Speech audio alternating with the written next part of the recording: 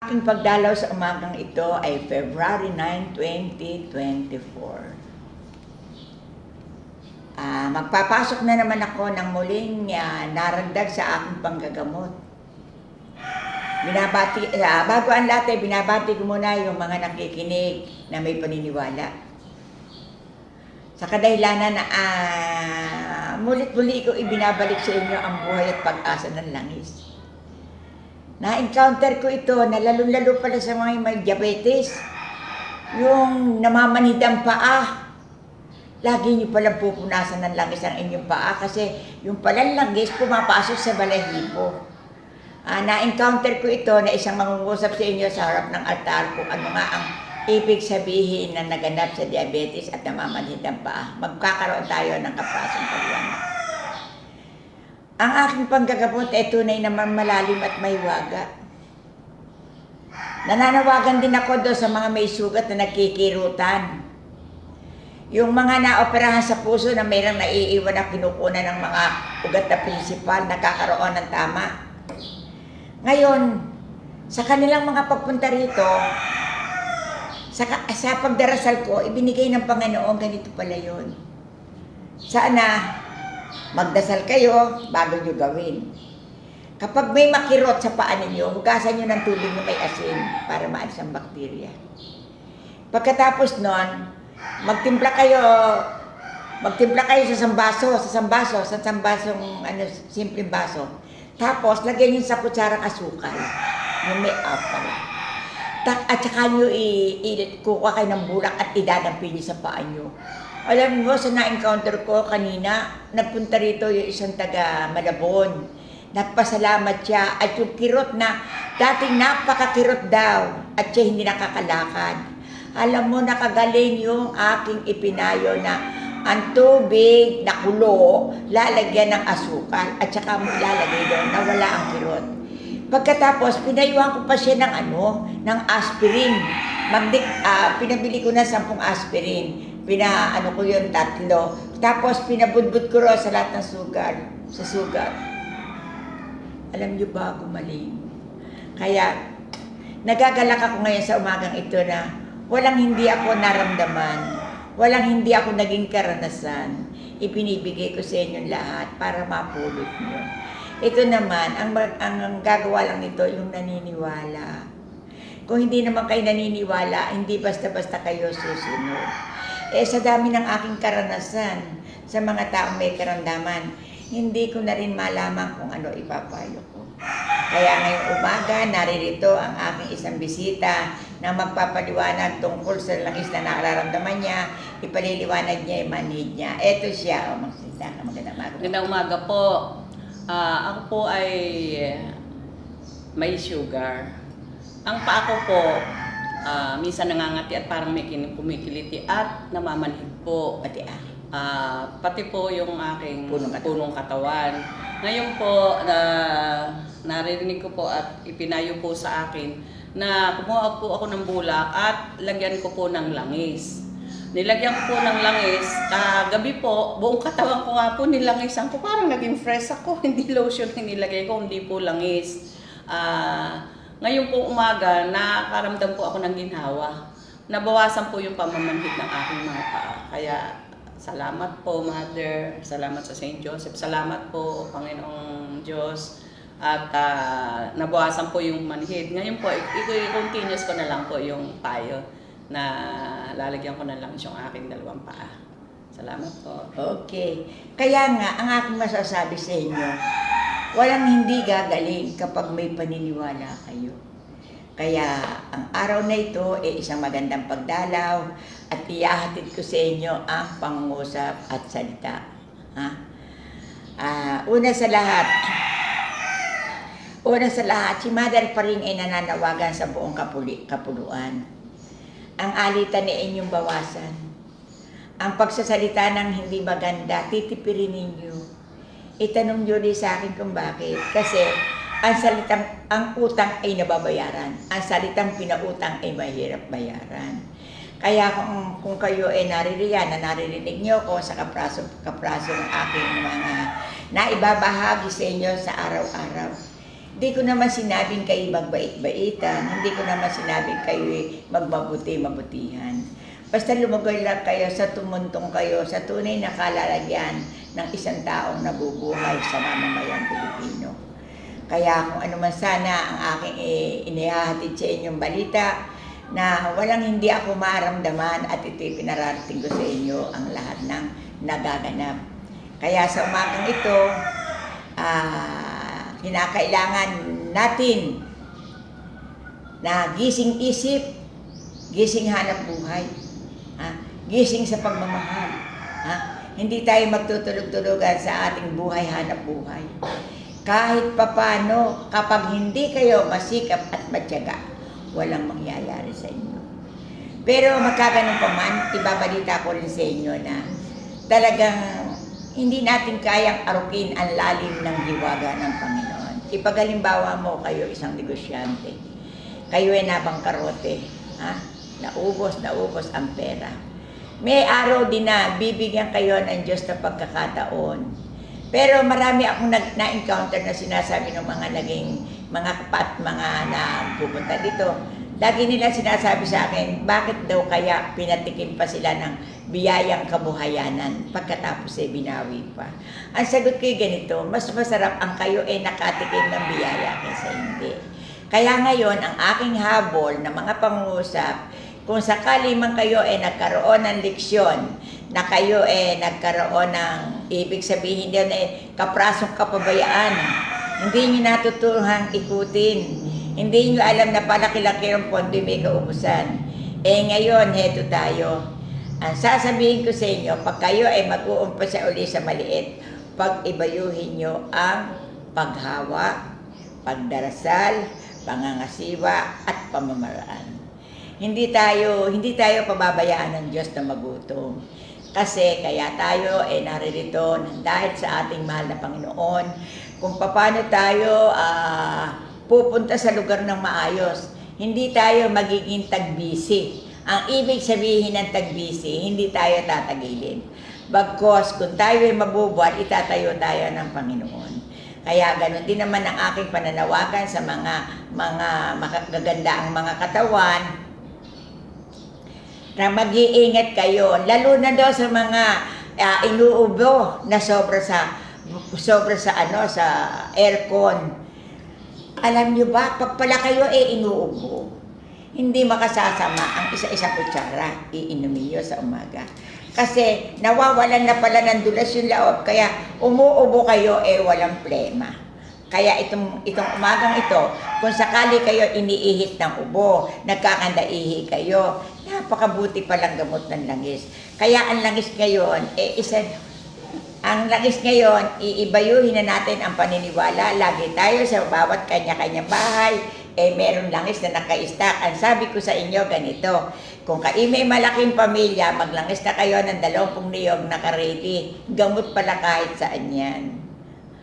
Kaya, ayusin ninyo, lalo sa mga hindi ko na uulit-ulitin, sa mga tiyan na nabubusol, minamanas, may prostate, may colon, merong sa bakterya sa ihian, sa mga kulani, sa labasan ng similya, sa hindi lumalabas ng similya, gamot lahat yan. Hindi ko na rin uulitin sa inyo ang paggamit ng labatiba. Kasi ang paggamit ng labatiba may direksyon pa. Ngayon, dito sa aking pagka-stay sa 38 years sa loob ng St. Joseph, Barangay Tabigi, Ginto, Bulacan, marami akong mga tao na nahawakan, naturuan, for pamilya, lahat na nagpunta dito, naturuan ko na silang maglabatiba. Kaya ngayon, kayong mga naturuan ko, hindi na kayo pupunta sa akin na para magpalabatiba, gawin nyo na yun. Manindigan na kayo. Kung ano yung ginawa ko, gawin nyo na. Kasi, syempre naman, maraming taong nangangailangan sa akin. Sa dami ba naman ninyo yan? Ang liit naman ng aking katawan at saka matanda na ako. Kaya bumabati ako ng maligayang umaga. Magandang hanap buhay, magandang pagsasama, makatwirang buhay. At saka huwag kayo lagi nagagalit. Lagi niyong iisipin sa buhay niyo yung hawan. Kahit sila gigil na huwag kayong magagalit. Susuklian pa rin ninyo sila ng pagmamahal. Dahil kayo ang magsusukli, hindi kayo ang susuklian. kayo lagi ang magsusukli. Napakasarap po na lagi kang nagsusukli sa iyong kapwa. Na ibig sabihin binebenga ka na, sige pa rin, pangunawa pa rin. Ano at kay ganda ng ating napag-usapan sa umagang ito na aking mga pagbati sa kadahilanan dadating na naman ang araw ng mga puso. Ang tangi kong masasabi sa mga pusong nagmamahalan, pag-ibayuhin ninyo ang lahat na ito, pag-ingatan nyo at ang tiwala sa bawat isa ilagay nyo.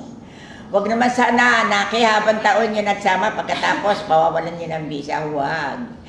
Apakahirap po humanap ng magiging compatible sa pagsasama sa pagmamahal. Masarap po ang may nakakausap, may nagtitiwala na tao sa iyo. Mahirap mabuhay ng nag-iisa. Kaya nga kung minsan nagbibiro ako, lalo noon yung nasa hustong gulang ng mga bata, kinakailangan ng mamili mag-asawa. Hindi naman padaskol-daskol ang paghanap. Ititinitimbre ko sa inyo na hindi naman kayo magiging pihikan. Pero titignan muna rin din ninyo kung ano ang kasasapitan ng buhay. Yung baga, kayo ay kakain, kayo hindi bubugbugoy, hindi kayo mamurahan. Titignan nyo ang personalidad bago kayo makipagtalikop sa araw ng puso sa pagmamahalan. Kaya ang aking pagbabalita sa umagang ito, darating ang ating mga puso sa puso at bigay ng Panginoon na kung ano man ang damdamin ninyo, sige laban. Sa kabila ng lahat, ang ating hanap buhay, ating pag-ibayuhin. Hindi baling mahina ang kita, ha? Malayo lang tayo sa karamdaman at sa kuna. Ha? At ang aking pang masasabi sa araw na ito, huwag kayong masyadong magtitiwala. Kapag ang tao ay masyadong masalita, mabilis ang dila. Bigat yan. Ha? Kung sinabi ko man sa inyo sa araw na ito, na isang mother pa rin ng Bulacan, ako'y nanggagamot, ang lahat ay aking pinag-uukunan ng pansin. Lalo-lalo na sa mga sasakyan. Ha? Huwag kayo basta-basta sasakay sa sasakyan na kayo ay akala mo nakaupo sa kotse. Hindi. Lagi kayong hahawak. Sa kadahilanan, nagpalusutan, bumaligtad kayo, naputo lang paa. Napailalim kayo sa ilalim ng truck. Kaya lagi tayong handa sa bigay ng Diyos dahil hindi natin alam kung kailan tayo babawian ng buhay. Walang bata, walang matanda, walang may karamdaman, ha? Kapag talagang oras na, naririto na. Pero ang tanging ko maibabalita sa inyo, ang pagsasign of the cross, ito ay napakalaking bisa sa akin, sa buhay ko at karanasan. Huwag niyo ipagmamakahiya ang pagsasign of the cross. Ito isang mariing palatandaan, hindi ito superstitious belief, ito'y kapinipiniwala. Dahil nung unang panahon na ating mga kanununuan, kapag tatawid sila sa kalsada, nagsasign of the cross sila. Ha? Ngayon, maraming tao na pag nagsasign of the cross, nang i-insulto, wala naman ekang multo. Kaya ang pananawagan ko, lipusin nyo ang buhay sa mundo. Ayusin ninyo nang makarating kayo sa landas ng paroroonan. At nang kayo ay aking sabihan sa araw at oras na yun, at dito, binabati ko lahat ang nagpe-Facebook na mother pa rin. Ang lahat ng makasaysayan ay ating tataluntunin. Ang lahat ng bagay ng mga resibo, mga number ng mga tao ating sisinupin. Dahil hindi nyo alam, ang number ng tao ay kayamanan yan. At kung may number na ganon, pag naalala nyo, may maitutulong sa inyo. Sa kadahilanan ngayon, puro cellphone na ang umaandar. Pero magkaganon pa man, magpapaalala pa rin ako sa cellphone. Sana pag hindi importante, bitiwan nyo, lalo sa hating gabi. Napakalakas makaupod ng lente ng mata yan. Iisa lang ang ating direksyon. Ha? Kapag ang ating pisikal ng katawan ay naoperahan na, hindi na buo yan. Kahit anong karamdaman at nabuksan na ang inyo nahiwa na ang inyong katawan, hindi na po kayo normal. Sira na po kayo. Kaya isang malugod na pagpapala ng Diyos ang sumaatin na ako ay muling dumalaw at hindi po ako nagpapabaya dito sa St. Joseph Chapel kasi sa kadahilanan ako ay dumilingon, tumatanaw araw-araw, lalo sa mga karamdaman na mababigat na ang nagpupunta dito puro nasa dulo na ng mundo. Pero huwag niyo pababayaan ang karamdaman niyo. Nakangiti ako sa inyo na hanggat maaga, mainam na at tuklasin niyo ang lugar ng mother pa rin. May maituturo sa inyo, may matututuhan kayo. Kaya ayusin tanan ninyo ang inyong tataluntunin. At kung Kung kayo naman ay taga malayo, basta kung kayo po may dalang sasakyan, ang gagawin niyo po nanay pa rin. At ang lugar ko po Barangay Tabi, Giginto, Bulacan. Hindi po kayo maliligaw. Hindi po kayo pupunta sa Malolos. Ang aking pong lugar Giginto. Yung sinasabi sa Malolos, yun sa Panasahan. Yun ang St. Joseph sa Panasahan. Kaya nagparamdam ako sa araw at oras na ito, ang St. Joseph ng Mother pa rin sa lugar po ng Barangay Tabi, Giginto, Bulacan, nanay pa rin. Kaya kung kayo man, naririyan at nais nyo kung halimbawa nyo, gusto nyo ako silipin o gusto nyo may malaman, at lalong-lalo naman po, akin ang kandila ng buhay. At lalong-lalo naman po sa kandila ng buhay, na kung ako'y pupuntahan nyo, hindi pa po nauubos yung aking ipinamimigay na kandila ng buhay. Kaya swerte po ang makakakuha ng kandila ng buhay. Palagay ko po hanggang March na lang ito na pagbibigay ko ng kandila ng buhay. Ang ibig sabihin po, ito po babasahin ko. Ang kandilang ito ay tunay na may hiwaga. Premyo ng Diyos kay Mother Paring sa kanyang kaiidaran. 38th anniversary ng chapel, 84 sa kanyang kaiidaran, Diyos ang namatnubay sa kanyang pinalalagyan. Ngayon ko po masasabi sa inyo ang buhay. Hindi po pala pagandahan, paniningan, walang iniwan sa sakyan na kumikinang, walang iniwan sa bahay naman na talagang napaka-antik at nagniningning. Hindi po pala gano'n ang buhay. Basta po tayo ay nabubuhay ng maayos, areglado, wala tayong taong pinipirhisyo, hindi tayo po taong mapaghiganti. Maganda po istorya. Kasi lahat po tayo papanaw. Hala pong magmamartir sa ibabaw ng mundo. Pinakaswerte po, napakaswerte po ng abutin ng 90. Pero pag inabot ka po ng 90, abnormal ka na. Yun lang po, 84 sumasakit ng lahat ng kasukasuan, maging 90 ka pa. At masarap naman po na kung tayo hindi na kailangan ng Diyos, kunin na tayo. Lalo po kung tayo wala ng mata, hindi na po tayo nakatatayo, nasa batig po tayo ng karamdaman. Magpipray po tayo na Panginoon, ikaw na po ang bahala. Ako po ay nakikiisa sa mga murang kabataan na ayusin ninyo ang inyong pag-aaral. Gayon, i-additional ninyo ang inyong kaisipan sa inyong tatapusin pag-aaralan. Kasi po, may lugar po na kaya lang mainam hanggang dalaga, masarap po. Yung ikaw may asawa na hanggang sa senior na kayo, kayo kapakipankinabang pa pinag-aaralan nyo. Kaya po, ang takay kong masasabi sa mga magulang, pag-aralang mabuti yung panghabang panahon ng hanap buhay. Kung ano man yung matuto kayong magnegosyo, magpagalaw para kumita ng pera. Kaya hindi ko na po pakahabaan ang aking sasabihin at araw-araw naman po dumadalaw ako sa inyo. Bumabati po ako sa lahat ng may karamdaman. Huwag kayong masisiraan ng pag-asa. Merong mga karamdaman na isang parang magic. Kasi naging karanasan ko yung dumalaw dito ng taga Malabon. Inoperahan sa puso, dalawa ang inano sa paa. Yung pong pinakaugat talaga naman pong hindi siya makalakad at kumikirot. Hindi ko na lang po hinarap dito. Ang naganap po kung saan na po sila nakarating. Alam niyo po ba ang nakagaling sa kanya? Yung asukal, yung isang basong asukal, nilagyan na sa kutsarang, isang basong tubig, isang kutsarang asukal, tinimpla po yun. 3 beses po na ikinabit niya.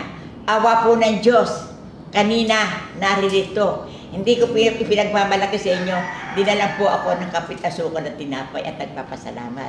Kaya sana po, hindi ko naman po hangad na kayo magbalik dito. Basta po sabi ko, kapag magagamot ng tao dito, pag po sinuwerte kayo, 1 punta lang po, ang prostate.